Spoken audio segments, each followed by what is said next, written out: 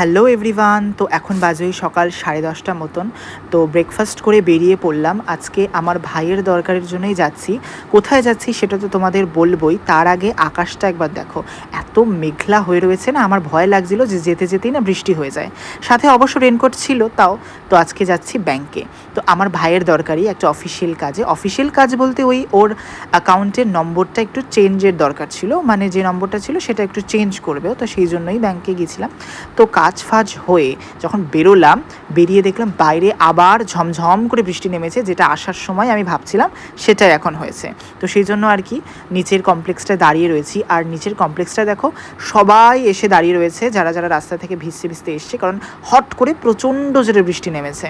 তো তারপরে বৃষ্টি কমলেই আমরা একটু বেরিয়ে পড়লাম, আর আমাদের একটু খিদেও পাচ্ছিল, তো সেই জন্য চলে গেলাম আইসক্রিম পার্লারে। এখান থেকে এই আইসক্রিমটা ট্রাই করলাম। এই আইসক্রিমটা আমি প্রথমবার খাচ্ছি এবং আইসক্রিমটা খেতে মোটামুটি বেশ ভালো, মোটামুটি কি বেশ ভালো খেতে আইসক্রিমটা। আর দোকানে বসে এরকম আইসক্রিম খেতে বেশ ভালো লাগছিল।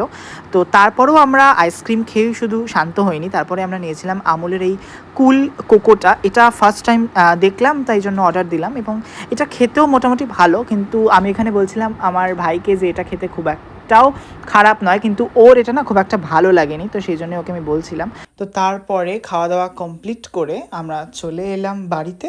তো আজকের দিনটা এভাবেই ভালো কাটলো। দেখা হচ্ছে তোমাদের সাথে পরের ভিডিওতে।